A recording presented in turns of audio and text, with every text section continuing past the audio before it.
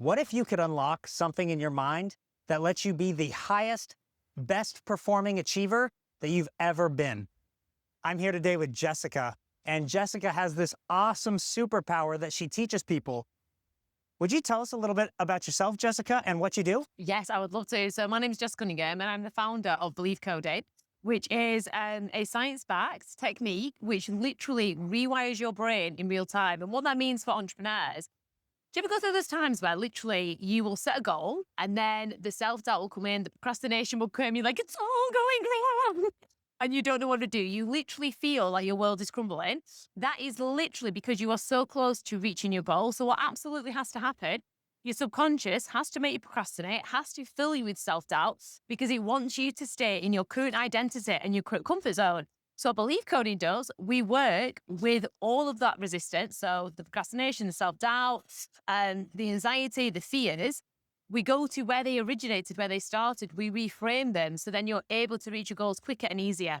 Holy smokes. It's amazing. It literally is amazing. Well, I mean, you described something that I know I struggled with when I was a new entrepreneur and that I know some of our viewers are struggling with right now. And it's that overwhelm. And then you, like you said, your brain is almost sending you a signal or a message that you need to procrastinate. You need to shut down. 100%. Well, this is the thing, right? So when the overwhelm comes up, the overwhelm is a safety tool to literally keep you performing at the level that you have been performing. So if you can imagine, right, even if you're listening to this, you are at your current identity. But as soon as you make the decision to like up level, to go to the new you, the future version of yourself, your subconscious has to create things to try its best to keep you as you are, because it doesn't know that you can survive being that new version of yourself, being the future self. Even though you may have imagined it time and time again, it doesn't know you can survive that. So the overwhelm comes up to literally shut you down.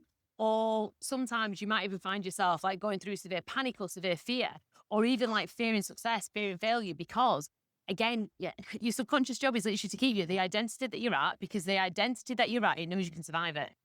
Okay, my brain's going 1,000 miles an hour right now.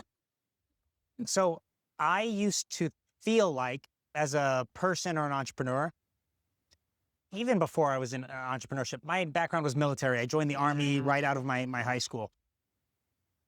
And you're right, there's this comfort in being at the same level, almost like comfort and complacency type deal. And I realized at a young age that if I stayed that way, my life would never improve, and I was doomed to repeat, maybe the anxieties and the problems of my past. I was a child of poverty.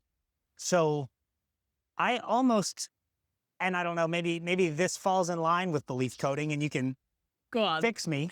You don't insane.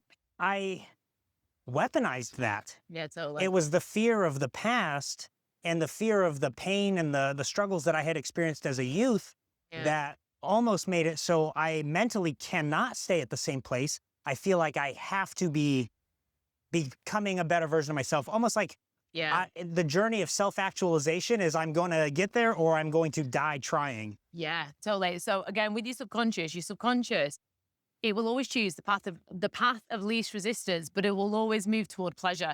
So if you have a path of least resistance that's associated with pleasure, you're always going to go after that. But in saying that, if you can imagine, growing up, if you were from a poverty background, I would imagine that as soon as you started to make money, you'd felt horrendous guilt or shame, or even you probably would have found yourself giving money away or spending money or whatever, because even though you're aspiring to become that next level version of yourself, because you came from poverty, you would have had a lot of negative associations attached to actually having the physical money.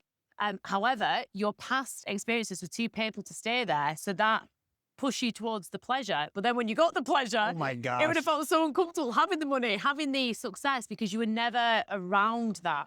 So again, a lot, and I would imagine as well, and I might be totally off here, like we've only just... No, I actually think you already know me better than I know myself now. Yeah. Did you also find yourself, when you actually reached the levels of success, I would imagine as well, there would have been times where you totally self-sabotage, you nearly went back to not having much, that's the wrong word, but you'd have found yourself doing actions to sabotage the success and the money that you had.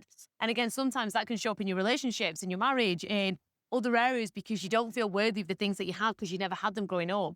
So when you have them, you've worked for them, because essentially you're doing the thing to get the thing. There's an element that doesn't feel particularly hard, but it feels easier, which then adds on to the guilt. I think you're 100% correct. I know that I went through that, especially when I was new to money and success, if that makes sense. it's almost like as, you know, I've been in entrepreneurship for almost a decade now. Yeah. And after maybe the first 2 or 3 years, I was able to kind of reframe my mind into Yeah. being in the position where this was necessary for Yeah. me to make a better impact in my world, my community, my family, Yeah. and then continue to contribute at a higher level. And also, if you think of it this way, right? So when you're in this world for a couple of years that you mentioned, you're also adapting a new identity. So that then becomes the new thermostat for success, the new thermostat for or who you are.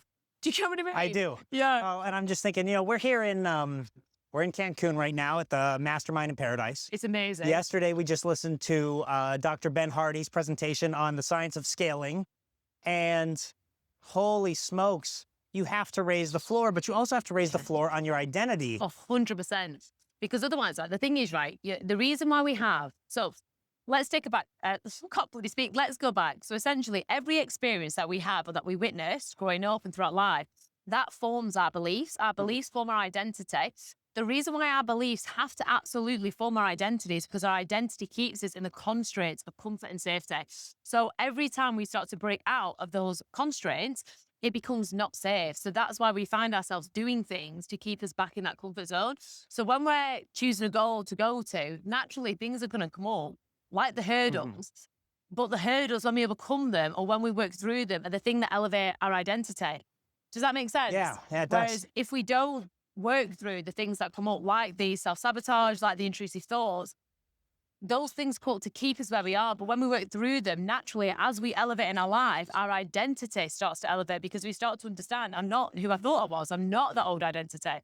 And I can become the person I see in my mind because now my beliefs are starting to align with that because I've worked through the beliefs that didn't serve me. So this is a real journey of self-transformation. Oh my God, it's a total journey. Yeah, it's like, the thing is as well, what most people don't understand, we know that the subconscious is the driver of our life, right? But once you actually grasp it, and once you actually grasp how powerful your subconscious minded and the unconscious thoughts, you realize that consciously, when we're making decisions, those conscious level decisions are still coming from unconscious beliefs and subconscious programs. Whatever we've experienced that created an unconscious belief, our unconscious beliefs are the driving force of our thoughts, our behaviors, our feelings. But when we're making a decision, we can think that decision is based on a conscious thought, like, right? Like, can I share a story with you? Sure, Okay, so I'll share. please. This is probably like the easiest way to understand this, right? So I have 5 children, right? Now, my 3 girls are with my ex-partner who sadly died from suicide. And when he passed over, there was lots of different things attached to that. So he passed over, then me and my husband, well, the partner, we got pregnant. Anyway, when we had the baby, my fourth child, Alex, my husband, he was setting up this bar, this art gallery, trying to like support me and the kids. However, if you can imagine, I've just had this newborn baby and I was at a level of success that I'd never been at before. And Alex ran out of all his money, invested it into this blooming bar. So I started to invest my money. In that moment, I'm looking after 3 grieving little girls. I'm looking after this newborn baby, and it was very, very stressful, right? So I'm going to bench that for now. When I was trying to do my first £100,000 month, I could not comprehend why I couldn't do it because I saw other coaches doing it. I was at the same level as them. And I was like, well, if they're doing it, why can't I do this £100,000 month? Let's go back to that experience. I did a belief coding session. And if somebody would have told me that this was the belief that was preventing me from doing the £100,000, I would have thought they were a crazy person. But this belief created my thoughts, created my actions. So the belief I had was, if I'm too successful, Alex will leave me and I'll be left at home with the babies. That unconscious belief then drove my decisions to not invest in Facebook ads, to not get a team, because it was trying to keep me safe from literally being successful so that Alex wouldn't leave me. If somebody would have told me that was the belief, I would have thought they were a crazy person because me and Alex are like this. As soon as I changed that belief, 2 weeks after, I did my first 6-figure month and I've gone on to do £500,000 months. It's like, awesome. It is awesome. But the point I'm trying to make is I was totally unaware of that unconscious belief that was created from a past experience. Yet that unconscious belief was literally dictating my life. Like unbeknownst to myself, because consciously I'm like, well, I can't afford to invest in Facebook ads, even though I had money in the bank. I can't really get a team because what if I can't fulfill it, even though I had enough money to invest in a team? Yeah. But it felt so real. Wow. Oh, are you thinking, One. conscious beliefs have I got? Yeah, I am. I'm totally blown away by your story. typically when we start these podcasts, I like to ask about you as an individual and kind of what your journey was that got you into entrepreneurship. And it sounds like you were already on this path when you had these experiences. Would you mind telling us a little bit about what influenced you or drove you to become a coach? Yeah, of course. So it's quite a dark story, really. Like when I look back to it. So essentially, I was on. Do you know the American TV show The Apprentice? Yes. So I was on the UK version of The Apprentice like a few years ago.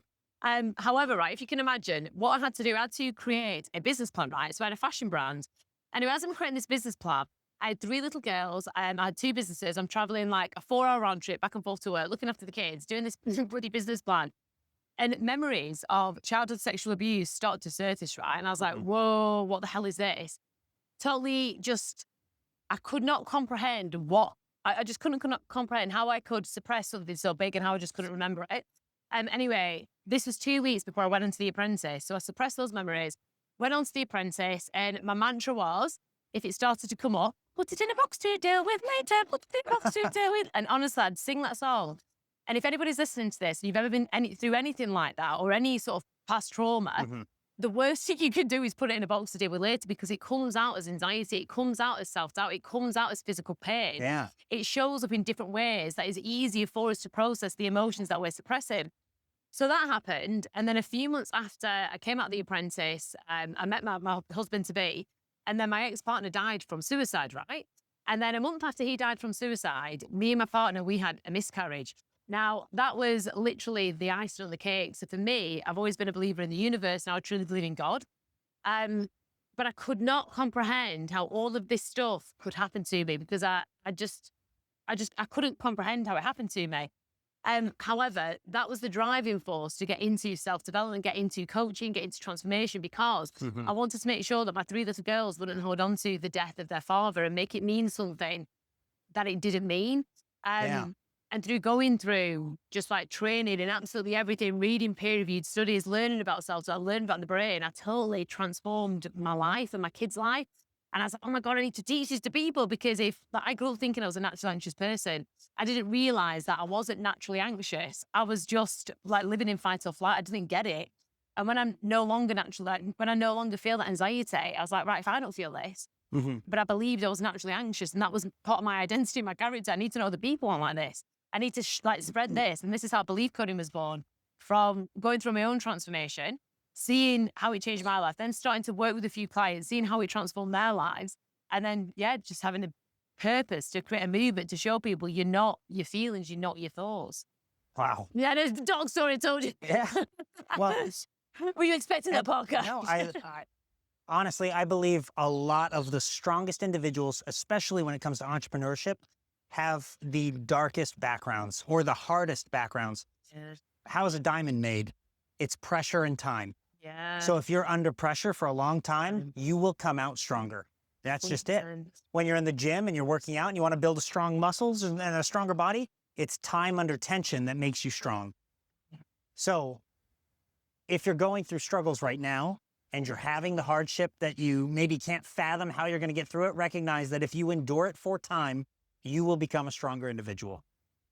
I think as well, just following on from that. So before all that happened, one of the biggest things that started to get me into self-development actually was a few years ago when me and my ex-partner separated, and then became a single mom with 3 children. And back then I thought that was the lowest point. But what I did do, and I think sometimes we don't realize the power of the knowledge that we have in our hands. Like even people listening to this now with you, Parker, they have this knowledge for free that they'll listen to on your podcast. Do you know what I mean? Yeah. Whereas there's content out there, like if you are going through hardship, follow people who inspire you, follow people who are where you want to be, follow people who've gone through the stuff, because sometimes when we're in it and we feel like we're the only one. We believe that no one's had it like I've had it, no one's struggled like I have. Yeah. But when we seek out the people who've overcome that adversity, then we start to realize if they've done it, I can do it. And it plants those seeds. Definitely. That's a common theme now in my podcast actually is. I can't wait to listen. I can't believe I only just met you. I've been binge listening to them on the flight home. The first 10 episodes were really bad. I'll start from 11. Thanks. I'm joking. The first 10 episodes were me in front of a camera trying to dumb down business concepts to the simplest level and just talking. And so it's very bland. There was no emotion. There was no conversation. It was you should have a business plan. Here's how you make one. Well, look at this is evolution. This is evolution. Yeah. So the last few episodes, I've been conversational. I've been bringing on entrepreneurs, talking Yeah. about what they do, their stories. And really, it's from the lens and the frame of how do we help other entrepreneurs get through those obstacles and those struggles? Because I know when I was starting, there was about 2.5 years that I didn't take a paycheck. I was living on student loans with my pregnant wife. Well, she's And lovely, by the way. Yeah. thank you. We, like it was a struggle, but I was so focused on growing the business and figuring out the ads and talking to suppliers and getting the products right. And I just locked myself up into a room and I would work exorbitant hours to try and figure it out.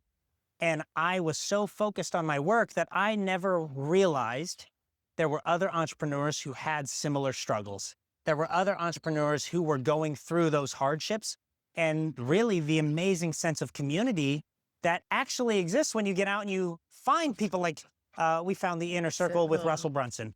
And honestly, the best part about that for me is the community of high performing people that I can go and 1, learn with, and 2, learn from. And I want to make sure that things like that become available to other entrepreneurs, maybe more accessible through podcast or YouTube. It's so powerful, isn't it? When you just touched on that, you don't realize what is possible for you until somebody can tell you or show you what is possible. Yeah. Well, for me, especially, I had no knowledge that the wealth that I experience now was even existed when I was a kid. I had no idea that that was possible. And as I progressed, tree shivers. I started to get exposed to more and more. And so I learned what is possible and what's out there. But that challenged my core beliefs. It pushed me to try new things to figure out how to get to those levels like a puzzle I could solve. And every time I unlock a new level, I recognize there's still 5, 6 more above me. And I wonder how many more are up there that I can't even fathom because I haven't got to a point where I can perceive them yet. I think that's an interesting thing, actually, talking about what you can fathom. So I remember years and years ago, I used to have a marketing company. It was by 21 or 22. And this lady told me that she did a £10,000 month. And I couldn't understand how somebody could do £10,000 in a month. I couldn't grasp it. And now, we do that in a day, like we do more than that in a day. But I think the point I'm trying to prove is, or the point I'm trying to make is, sometimes what you can't fathom it actually doesn't matter because you're on a journey. And the reason I couldn't fathom it, like 17, 18 years ago is because I didn't have the skills, the knowledge, the mentors to be able to fathom it, to be able to show me. Whereas like as soon as you can fathom something or as soon as you can imagine it, you already have the skill set to be able to do it. Otherwise you wouldn't even be able to imagine it. Yeah. Because the way your brain only works from information from the past. So it can only project an image for the future, i.e. your future self, because of what you already have from your past. I know, it's mind-blowing, isn't it? That's the kind of thing that we need to share. Totally, because people don't understand this, and this blows my mind. So I'm in the work of beliefs, right? Yeah. And I say to my clients, like we do like a little sort of visualization of like, who can imagine making actually 5,000, actually 10,000, 50, 20, 100, whatever. And as soon as they can't fathom, they put the hands up. And I'm like, right, this is the thing, right? Whatever you can fathom, you've literally got everything you need to make it because you can create that lifestyle. Otherwise, you wouldn't even be able to see it. And I think a lot of people don't get that because they think sometimes, when we imagine something, it's just an imagination, but your imagination is coming from everything you've accumulated over the years. So I really like that concept. And I think that's part of the reason why it's so crucial that entrepreneurs, business owners, executives, hell, anybody, you have to keep learning. Because the more you learn, the more you input, the better picture you can actually project for yourself moving forward in the future. And also, so if you think of it this way, right? The more you learn, this is what creates opportunities. So if you're learning, well, whatever you're learning, right? This is how opportunity is created. Your brain will put together different pieces of information to create an opportunity, to create an idea. So if we look at somebody who absolutely masters their craft and the only thing they consume is everything to do with their craft, they will literally become the master because their brain is connecting all that relevant information. Whereas if we look at a visionary or somebody who wants to break revolutions or create like a mass movement, generally, they have become masters in multiple different areas so that their brain contributing 2 different masteries, 3 different masteries to create a revolution, an idea, a concept, a vision. Does that make sense? It does. Yeah. So you touched on creating the movement there. Yes. I tried to do my homework before the episode. Yeah. Your Facebook group has like 90,000 people in it. Yeah. You've obviously done a very good job of creating a movement Yeah, behind this. We do. So this is the thing, right? So for me, I love giving value, and I love that people coming through my free challenge. And like we've had people who've done the free challenge and their life has been changed because they've gone back to an experience where they created a belief that didn't mean anything. So what I found is, number one, I spent a lot on Facebook ads. However, when people have done the challenge, they then tell people, you need to do this challenge. It helps with this, it helps with that. Yep. So the community itself is super, super strong. But also, I love to nurture that community. I love to give them advice and tips because I want them to be future belief coders.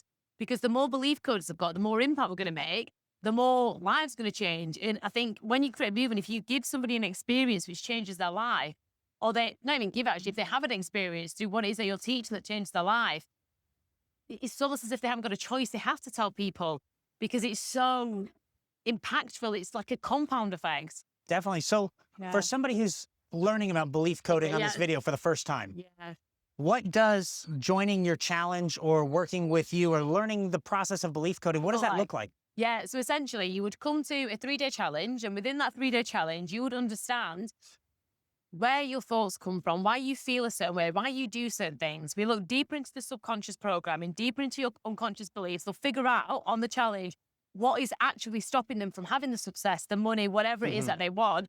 And then we literally change the belief using belief coding online. It is amazing. And it's even worked with things like physical pain, because a lot of physical pain stems from emotional trauma, or like a lot of entrepreneurs. So what I found doing this work, a lot of entrepreneurs that suffer with migraines, the migraine gives them an excuse not to work because they're worried of the fear of failure. So rather than do the thing to fail, their body will give them a migraine to avoid them doing the thing to avoid failure. Wow. No joke. No joke. This is one example. I could go into loads to do with physical pain. Yeah. That's crazy. It is. Or even lower back pain tends to stem from, so if you have lower back pain, that's because you don't feel stable, your rooms, you're not grounded, and that tends to do with your finances. That's just, it's mind-blowing. Okay, so I have low back pain. I know I have some herniated discs, though. Well, I herniated but that maybe doesn't mean that I don't also feel that way about my finances. Oh, let me show you. I'll show you a picture. Let me share this picture, and you can even share this with your people on your podcast, right? Okay. So in England, there's a festival called Happy Place, and it's run by like a UK celebrity called Fern Cotton, very, very well known. And we sponsored it 2 years ago, right? Now, my back pain was connected to grief and money, like sexual abuse, lots of different stuff. So when I paid this invoice for Happy Place, it was like £50,000, £42,000, which would be like $50,000. My back went, right? So I had 2 herniated discs.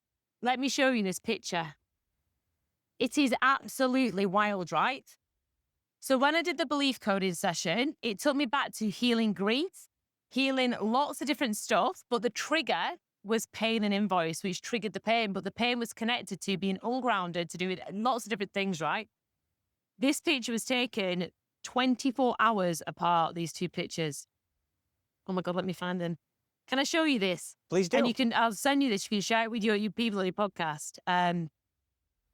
Oh my God, where is the bloody picture? Hang on.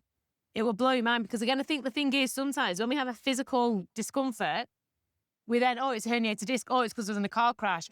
But energetically, that part of your body was weak because of your emotional stance. So things trigger it. So I would imagine whenever you pay like a tax bill or anything like that, your back will probably seize up. Oh my gosh. Try to think back to it. I may be wrong. So I am trying to think back to it. I don't want to say most of my back pain. I have back pain pretty regularly. Okay. It is always better in the summer and fall, and it definitely gets worse around tax season. Can you see how wonky my spine is? That's crazy. It looks like you've had years of chiropractic therapy to fix that. 24 hours apart. No joke. No joke. 24 hours apart. I'll share this video with you and you're more than welcome to share. And okay, so 24 hours apart. The change here was belief coding. So if you can imagine here, right? So again, if we look at our body also moves away from pain. I've shifted my pillow too much. Sorry, we're sitting up on these rock chairs just to get a higher backdrop so that you guys can see like the ocean behind us and it looks cool. But that means I have a rock up my butt right now. But with this, right, so again, our body moves away from pain. So the reason why my spine is moving away is because my body's trying to avoid that pain, right? Okay. But when I did and also as well, the pain shows up. The thing it stops you from doing is the thing you unconsciously want. I've got to tidy the house. So if my back goes, the finances triggered it, but it was the perfect circumstance to give me the excuse not to tidy my house, not to do me in person. But at the same time, my husband's like, I mean, I've got quite a big character, right? Can you ever imagine me being wheeled in a wheelchair to train 150 people? My husband's like, we'll get you a wheelchair, we'll take you in there. I was like, I don't think it's going to stop because I'm quite a large character. And I was like, right. But in my mind, I'm literally imagining myself walking in or being wheeled in. And then I was like, oh, that's interesting. So I did the belief coding session, and then I became super aware of my thoughts because it removed the emotional charge of the finances of the grief. And then I started to reframe my mind, and I was able to stretch up, and my back and my spine started to go together again. Wow. It is mental. Okay, so I've long kind of had the theory. Yeah. Our brains operate like computers. They have code. Those codes send us signals, right? And 100%. that's it's just a computer, and it functions like a computer.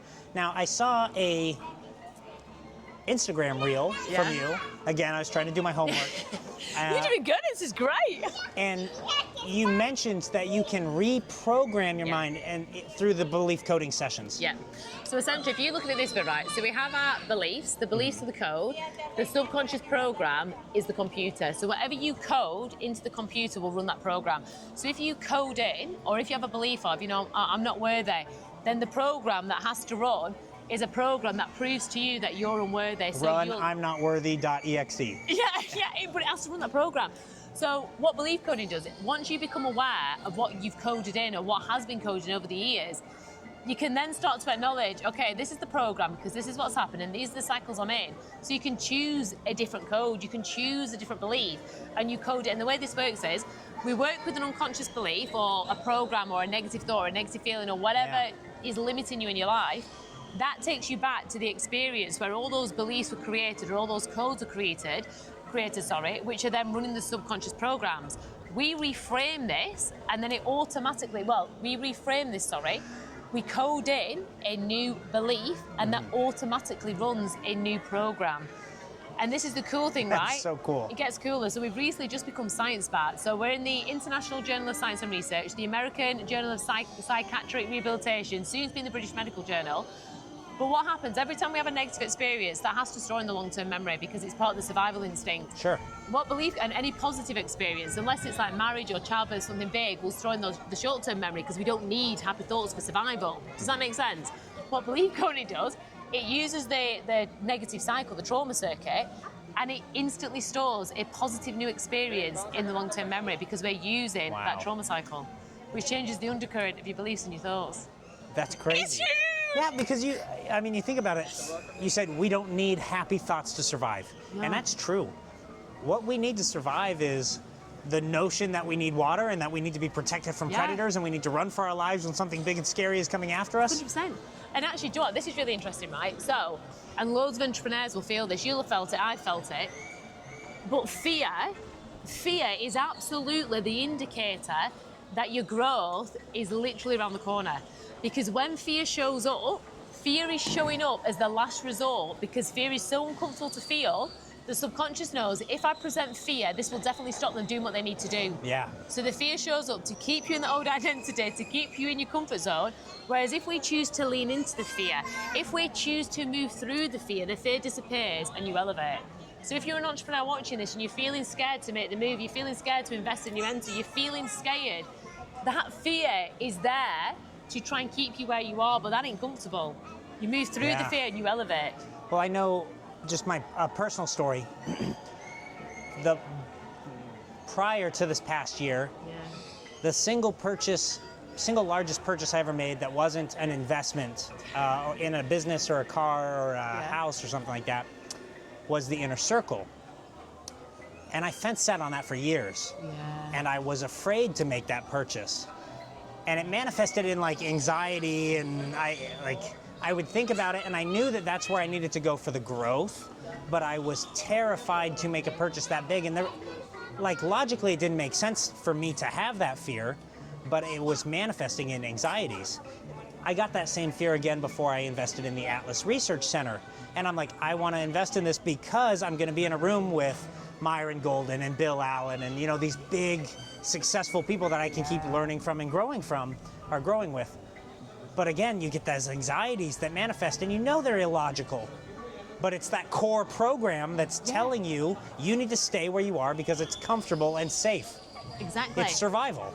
100%. And doesn't that have to prove to you, when you move through the fear, because you have moved through the fear, your growth is then... Yeah. Because it has to, because again, the thing is, it's like, when you move through the fear, your subconscious is like, oh my God, oh, this is okay. Yeah. Maybe I can survive here. And then it will search for evidence that you can survive there. And then it goes to the next level and the fear comes up again. Yep. I haven't actually hit a stage yet where the fear has just stopped. No, well, it's like, because you keep up leveling. Yeah, you get comfortable at your level, then I know I need to go do something that makes me scared again. Yeah. And then when I do that thing, I'm like, I'm nervous. Yeah. And then it's gone. So this is interesting. Have you set yourself an impossible goal since yesterday? Okay, conversation. That's really cute. Some kid's taking a picture behind us. I had lunch with Phyllis Song yesterday, and I told her, I said, I have such a hard time with that because I want to make the impossible goal possible. And then I'm like struggling with, well, Myron Golden said he had to get out of the way, hire a CEO to come in and run his business for him because he couldn't imagine the impossible goal, and so he couldn't lead the organization to get there. Yeah. He needed someone that could imagine the impossible goal. Yeah. And I'm like, but the whole point of the impossible goal is to do things that you wouldn't think were possible. Yeah. And grow at an exponential scale. So what is the possible goal then? What's the possible goal that you can fathom? Okay, so that's, again, a hard conversation. I 10x'd my business twice, back-to-back years. Oh my God! Will you be my mentor? Thank you. But I had a lot of success really early. Yeah. I don't want to say early, that's the wrong, like I said, 2.5 years I didn't get a paycheck. Yeah. And we lived on student loans. But in comparison to the success, And because then- you were grinding, then the success, I would imagine, was almost like a quantum leap. Yes. Compound, yeah. So then I had like, I can't remember, we were between maybe like 25, 50 grand one year. But then the next year was like 1.5 million. Wow. And then the next year was 15 million. Oh my God! And then now we consistently do 20 to 25 million every year. Wow! So I've had these huge jumps. Yeah. I live a life that I couldn't have ever imagined beforehand. Yeah. It's even now we're growing and we're in uncharted territory because we're continuously growing, but that makes a lot of things seem really possible for me. So then, with that then, so I would imagine a lot of things seem possible for you to do with finances, to do with wealth, right? Mm-hmm. But what's the bigger purpose? So for me now, and this is what I reel myself in. My brain's going so fast. Go out! No, I mean, you've given so much to think about here in the conversation that my brain is moving. I think my bigger purpose now is I realized I got stuck as an entrepreneur when I started to hire people. And all of a sudden I had to develop systems that I could teach people to run. And that's how you scale, right? It's people and systems. Yeah. So my purpose now is helping entrepreneurs and helping team leaders, executives. How many entrepreneurs? Yeah, this is it though. Yeah. Well, let's go deeper into that. So make that your impossible goal. Because the thing is, right, I think we're quite similar in the sense, if I find it easy to make things about money and harder to make things about people, because if I make it about people, it means I can fail on them or I can let them down. Yeah. And it's like, so this year, I want to do my first 10 million year. Like, we've done 1.5, that's kind of where we've been at. But then now I'm like, no, I'm going for 10 mil. That's my impossible goal for the next 6 months. However, I find that easy to, not fathom, like, because it's a bloody big stretch. But then when I think about having 5,000 people, 4,000 people, 1,000 people go through it, that like the number of people seems unfathomable. But it correlates to the money. Do you get me? So, and that's probably where I need to be. You're spot on to be more successful. And part of the reason you're not doing I'm wrong, podcast. Hang on a minute. To be more successful, you do 15, 20. But they're different worlds, right? Yeah, I get you. So my background, military, and then I leveraged that to get into e-commerce. And then e-commerce is where I made a bunch of money, and that allowed me to do everything else. So let me get into real estate, let me get into So now car we're talking trading. about coaching, aren't we? Let me get into coaching. Yeah. So coaching is where I feel most fulfilled. As a hobby, I coach high school athletics. Wow. I've been a football coach for the last 10 years. and I coach soldiers in the military still. I'm in the reserves, and I get to develop young leaders, and I love seeing them become better versions of themselves working with me. So I know that I feel most fulfilled coaching. So I started taking on entrepreneurs that I can coach in leadership and team development, because the leadership and team development stuff is how I scaled my businesses, and it's how I scaled my leadership in the military. So now I want to help people learn those skills, because at the end of the day, it's people and systems. Yeah. The thing that I'm weak at, admittedly, is building the community. And, for example, the 1,000 fans concept, the 1,000 true fans. Yeah. I'm chasing that. I don't know how to build it because I sold products for so long. Okay then, so that's your impossible goal. So why don't you try and build 2,000? Because the thing is, again, if you look at it from the belief perspective, so you can fathom doing like multi-mills because you're doing it right, so that's like an easy win. But again, to fathom getting like the 1,000 true fans, what's the impossible? Is it getting 5,000 true fans? Like, because then again, to make it happen. Yeah. So the thing is, I can imagine a path to make those things happen. Yeah. So I don't know if that really constitutes as my impossible goal, but I also I can't fathom what that looks like. Yeah. Maybe it does count as an impossible goal. No, I get you. Yeah. So I can fathom doing 10 million, but the 6 months timeline, that's what feels impossible. Yes, the time is the tool. Do you get me? So the time is the thing that feels impossible. I'm like, but I'm going for it. Also, so I think one thing that I found interesting, and again, it kind of rings true, it's just to cut out the crap. Yeah. So that literally, and that's the big thing. Like, it's not setting it to reach it. Well, and that's such a hard thing for a lot of people. That's a hard thing for me. I do a lot that I know maybe isn't necessarily the best thing for me or my business, but it's because I feel like a lot of people depend on me. Yeah. And I don't want to let them down. I can believe code that. I maybe need that. So, for example, I'm in a lot of businesses, and I just told you I have a business that trades cars. And Pocket is now going to be in my business. I have a business that does real estate and real estate management. We have e-commerce, multiple e-commerce businesses. Yeah. We have coaching. I'm running for city council. I'm working on a doctorate. I coach high school football. So I'm a lot of things to a lot of people. But I know that doing some of those things, like coaching high school football and running for city council, and the lesser businesses like the trading cars and watches and real estate is passive, really. But I'm like, the time I invest in those things takes me away from coaching and the impacts that I could be making.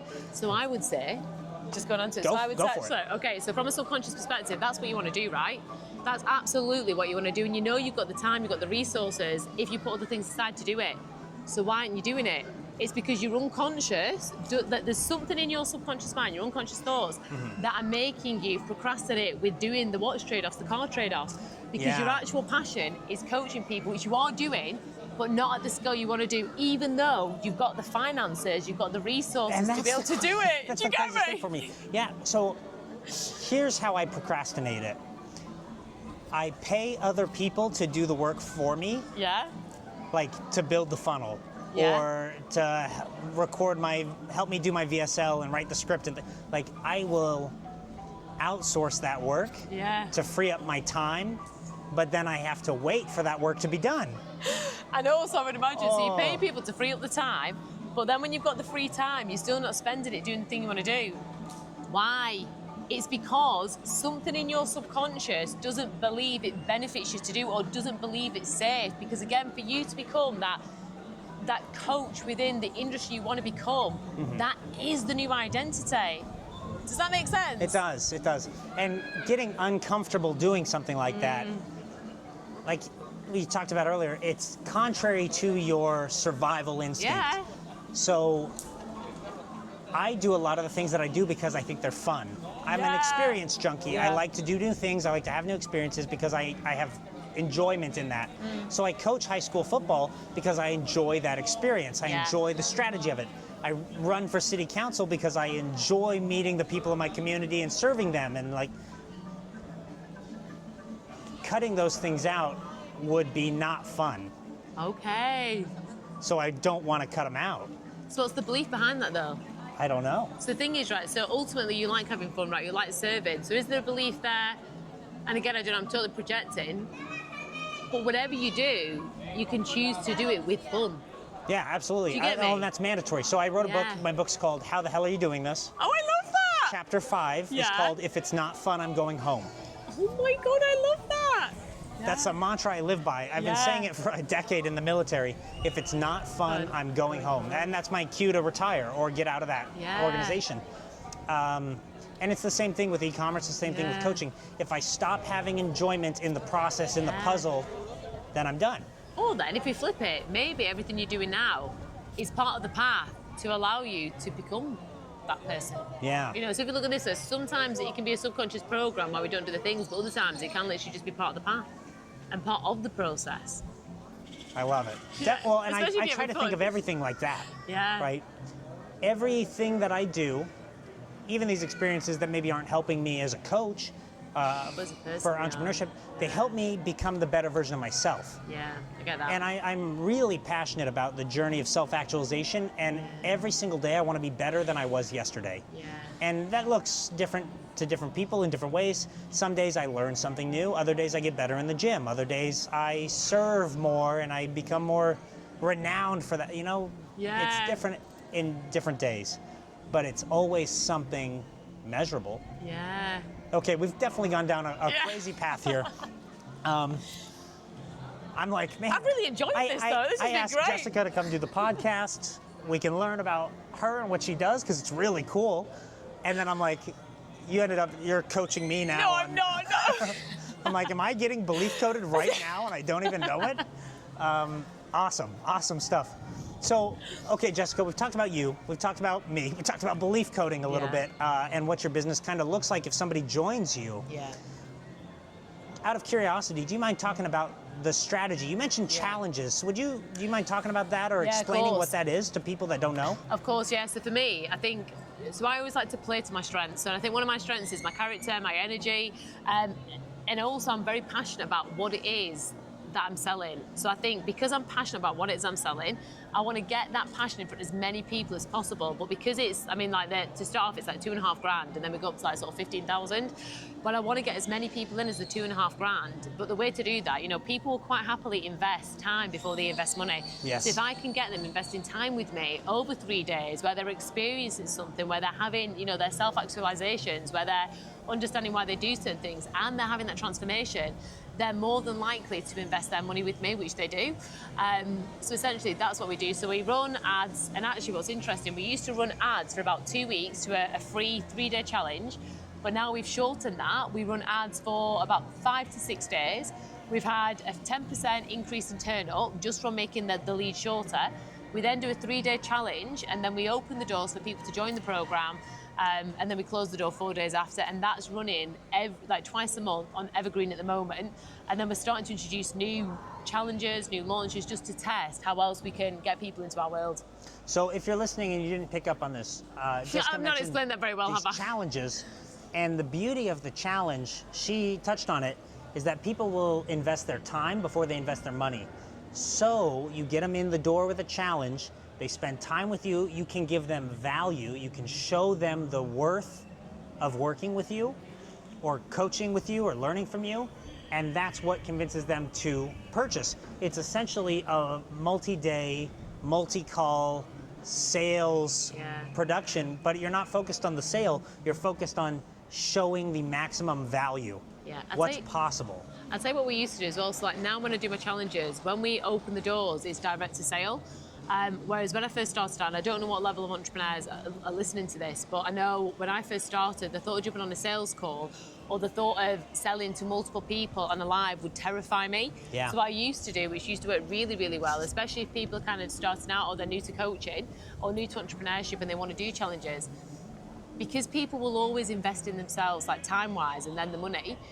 Instead of going direct to sale, we'd go direct to application. And the application would only be for like a £500 product. Yeah. But we used to literally, every single person that applied, 90% of those people would then convert into a sale. And the reason is, you know, when somebody's gone through a challenge, they've spent time with you, but they feel scared to invest, you know, 500, 1,000, 2,000. they'll answer some questions, but the questions are positioned so it's selling your program or your service to them, and then they're more likely to buy. So that's what I used to do as well. That's a great way to recapture leads, right? Yeah. Some people, the thing about making sales is that the customer has to be in a position in their life, in their time and space, that they're able to make the purchase. So the timing has to be right. And if the timing's not right for a $2,500 product, I'm a big fan of the resell or the upsell, downsell, right? So you repitch them the course, you repitch them the $497 or the $999, give them the option.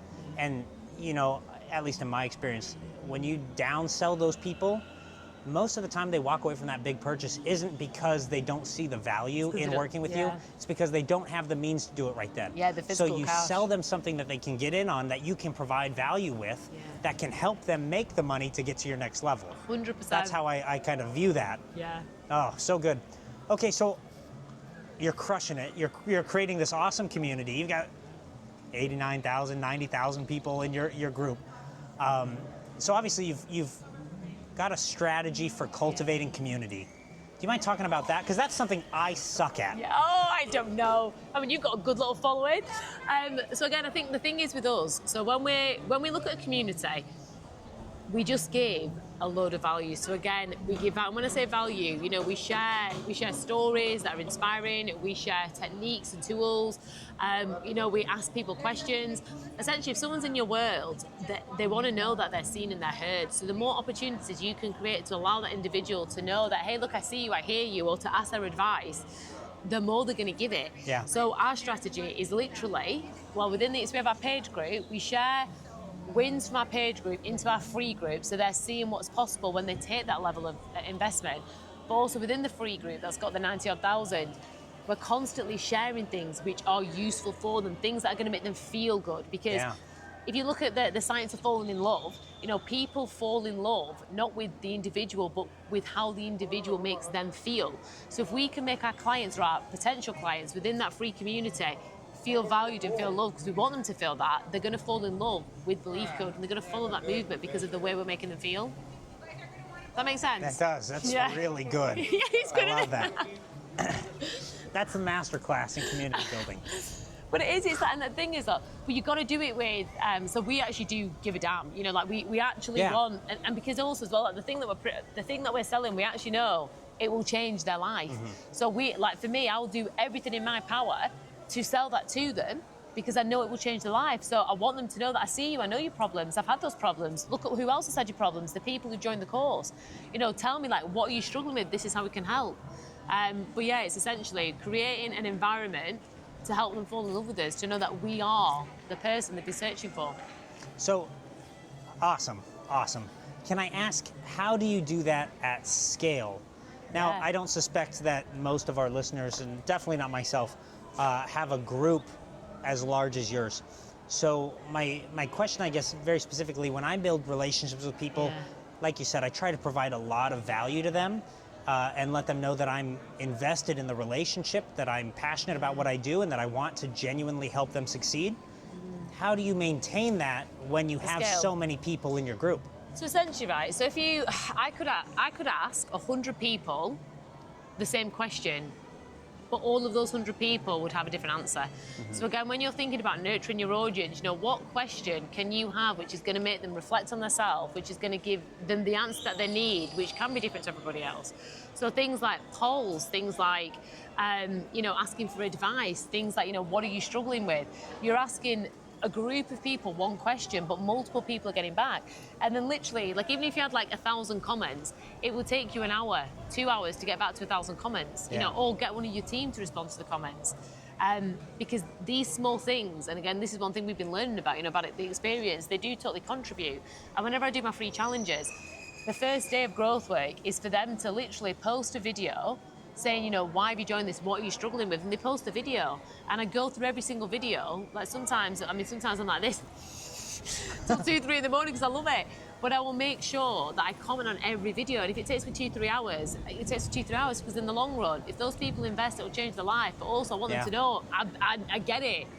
the team will also get on, the team jump on. So I think from a scalability perspective, ask the questions which is going to allow them to go deep within themselves and share that within the community. And also create a really safe environment for those shares. So if there's any judgment, if there's any, negativity or any bullying, we just get those people out. Yeah. And I think a lot of the time, sometimes especially as a coach or a leader, sometimes you feel like you can't, shut those people out because it's not the proper thing to do. Whereas actually, if someone's coming into the community and they're not within that community and they're not being it, then they won't be in it. Well, it actually, I think, is the right thing to do as a leader, right? You think about, as a leader, you're responsible for the outcomes of that group and that organization. And if you have someone who's not contributing positively to the culture of the organization, then they're contributing in a toxic manner instead. They only bring it down. They will not aid the organization in advancement. They won't help the people succeed. You have to get rid of them. Oh, that's made me feel really good. Thanks. Now, so you're halfway there, Parker. I believe a lot in developing people, where we can develop people. And if it's something that can be coached, we should try to coach it, right? Where would we be in the world without second chances, without some forgiveness, So I like to address the problems first. But if you've got somebody who's consistently negative, who brings down the group, the mood, the value, the culture, you have to end the relationship. 100%. Okay. Mind-blowing stuff here. I'm loving this. Last part. We talked earlier about entrepreneurs going through struggles. They go through the tunnel vision of working so hard and not realizing that other people have been through the same obstacles or are going through the same obstacles and can help. We've shared an awesome picture of you. Are there any obstacles that you're going through right now that maybe an entrepreneur could relate to? Totally. So when I came back from our inner circle in Boise, I made the decision to just set this huge goal, like the 10 million a year, and then everything has literally felt like it's crumbling. So team members have had to go, decisions have had to be made, and it feels like there's a lot of uncertainty within my business. It feels scary. This is the first time, probably in 3.5 years, that I've actually I felt scared, and I'm doing belief coding, then I feel confident, and then another fear comes, I'm like, But this is the thing, right? I know that this is all happening, the feelings, the thoughts, the emotions, because I'm right here on my journey, I'm about to break through. So I think if you feel like everything has been going right, and then all of a sudden it's coming crashing down, it is literally because you're on the cusp of your next level, you're on the cusp of the next level version of greatness. So for me, that's the biggest thing that I'm struggling with, really just trusting myself that this is part of the process. Because you've got to go into it with faith. So can I've got to tidy the house. So if my back goes, the finances triggered it, but it was the perfect circumstance to give me the excuse not to tidy my house, not to do me in person. But at the same time, my husband's like, I've got quite a big character, right? Can you ever imagine me being wheeled in a wheelchair to train 150 people? My husband's like, we'll get you a wheelchair, we'll take you in. And I was like, I don't think it's going to stop because I'm quite a large character. And I was like, right. But in my mind, I'm literally imagining myself walking in or being wheeled in. And then I was like, that's interesting. So I did the belief coding session, and then I became super aware of my thoughts because it removed the emotional charge of the finances, of the grief. And then I started to reframe my mind, and I was able to stretch up, and my back and my spine started to go together again. Wow. It is mental. Okay, so I've long kind of had the theory. Our brains operate like computers. They have code. Those codes send us signals, right? And that's it's just a computer, and it functions like a computer. Now, I saw a Instagram reel from you. Again, I was trying to do my homework. You're doing good. This is great. And you mentioned that you can reprogram your mind through the belief coding sessions. So essentially, if you look at it this way, right? So we have our beliefs. The beliefs are the code. The subconscious program is the computer. So whatever you code into the computer will run that program. So if you code in, or if you have a belief of, I'm not worthy, then the program that has to run is a program that proves to you that you're unworthy. So run I'm not worthy.exe. But it has to run that program. So what belief coding does, once you become aware of what you've coded in or what has been coded in over the years, you can then start to acknowledge, okay, this is the program because this is what's happening. These are the cycles I'm in. So you can choose a different code. You can choose a different belief and you code it. And the way this works is we work with an unconscious belief or a program or a negative thought or a negative feeling or whatever is limiting you in your life. That takes you back to the experience where all those beliefs were created or all those codes were created, which are then running the subconscious programs. We reframe this and then it automatically, we code in a new belief and that automatically runs a new program. And this is the cool thing, right? That's so cool. It gets cooler. So we've recently just become science-backed. So we're in the International Journal of Science and Research, the American Journal of Psychiatric Rehabilitation, soon to be in the British Medical Journal. But what happens, every time we have a negative experience, that has to store in the long-term memory because it's part of the survival instinct. Sure. What belief, and any positive experience, unless it's like marriage or childbirth, something big, will store in the short-term memory because we don't need happy thoughts for survival. Does that make sense? What belief coding does, it uses the negative cycle, the trauma circuit, and it instantly stores a positive new experience in the long-term memory because we're using that trauma cycle, which changes the undercurrent of your beliefs and your thoughts. That's crazy. It's huge! Yeah, because you think about it, you said we don't need happy thoughts to survive. No. And that's true. What we need to survive is the notion that we need water and that we need to be protected from predators and we need to run for our lives when something big and scary is coming after us. 100%. And actually, do you know what? This is really interesting, right? So, and loads of entrepreneurs will feel this. You'll have felt it, I've felt it. But fear is absolutely the indicator that your growth is literally around the corner. Because when fear shows up, fear is showing up as the last resort because fear is so uncomfortable to feel. The subconscious knows if I present fear, this will definitely stop them doing what they need to do. Yeah. So the fear shows up to keep you in the old identity, to keep you in your comfort zone. Whereas if we choose to lean into the fear, if we choose to move through the fear disappears and you elevate. So if you're an entrepreneur watching this and you're feeling scared to make the move, you're feeling scared to invest in your mentor, you're feeling scared, that fear is there to try and keep you where you are, but that ain't comfortable. You move through the fear and you elevate. Well, I know just my personal story.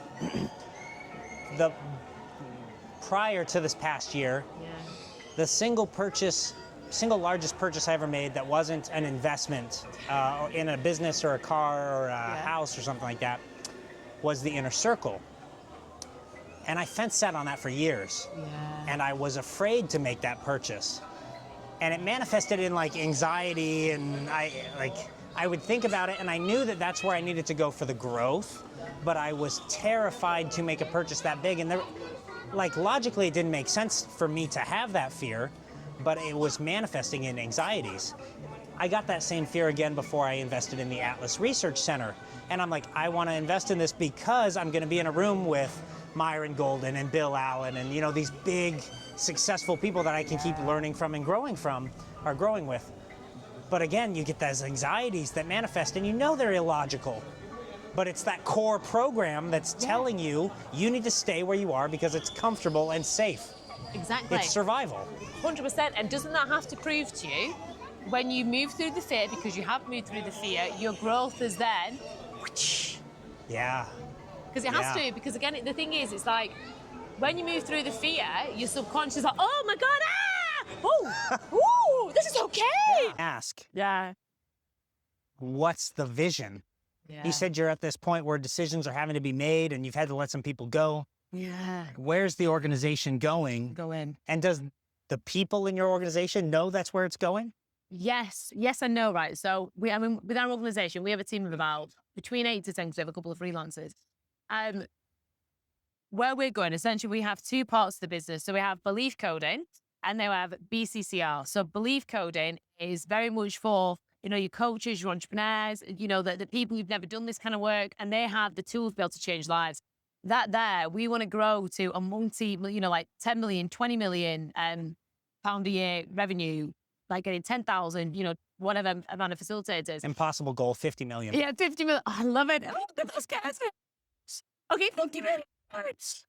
But we want to impact like 100,000 lives every single year, right? Mm-hmm. So that's a huge goal for belief coding. But then we have BCCR, which is where we're doing all the scientific trials, where we're working with physical pain, where we're working with anxiety. Within the next 12 to 24 months, that will be in the medical systems. So for me, like that's where that goes, that facet. Because even with what we're doing now, like we can prove that BCCR or belief coding, cognitive rewiring, goes deeper than hypnosis, is far more effective than traditional talk therapy, far more effective than EMDR, CBT. That method, belief coding, will help people who have felt stuck for life, people going through depression, and they don't have the faculties to be able to get a therapist or whatever. That's where we're going with the company. We want it to be a household name. We want it to be something that everybody knows of. We want it to be the solution that people have been searching for that they didn't think existed. Okay. You mentioned some turmoil in your business around that. Yeah. We don't have to dive into it too much. No, okay. But I would recommend that one, you make sure that you share this vision, right? Because the entrepreneurs, we talked about it a little bit last night. Yeah, I was going to suck all the team. vision in our minds. Yeah. And so it's very obvious for us where we're going and why we're going there. Yeah. But that doesn't always get conveyed to the lowest levels of our organization, right? Yeah. Maybe you give one version of that to your management or your team leaders, however you have it structured, and you tell them, hey, we're trying to accomplish this. Yeah. And the way that trickles down is they just tell the employees they need to do X, Y, Z, but they don't get the vision. So they don't understand where they're going. Yeah. They don't understand why they have to get there or why it's important to get there.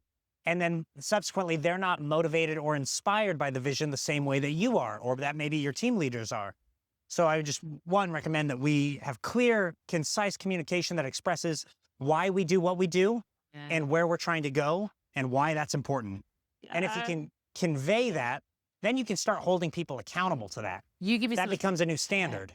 You actually did give. So Parky gave me some amazing tips yesterday, and it's literally giving the power to the people, but then also holding them accountable to it. But I'm going to go back. Actually, as I'm going to go back and implement that, but I'm definitely going to go back and call you when I get back to England. I'm like, yo, Parker, how are you set for your 10 hours? So what Jess is talking about, I shared 2 concepts that military leadership uses. The first is a mission brief. So before you give someone a task, before you give them instruction, you explain what they're supposed to be doing, what that looks like, what winning looks like, right? How is it accomplished successfully? Give them that expectation and then let them go and do it. General George Patton said in World War II, I tell people what to do. I never tell them how to do it. I let them surprise me with their ingenuity. I love that. So we're going to let the employees surprise us with their ingenuity, but then we also hold them accountable in what's called an after-action review. So after they are supposed to complete a task or have done the task or the timeline's up, you sit down with them and you say what actually happened, what was supposed to happen, what went wrong, how do we do it better?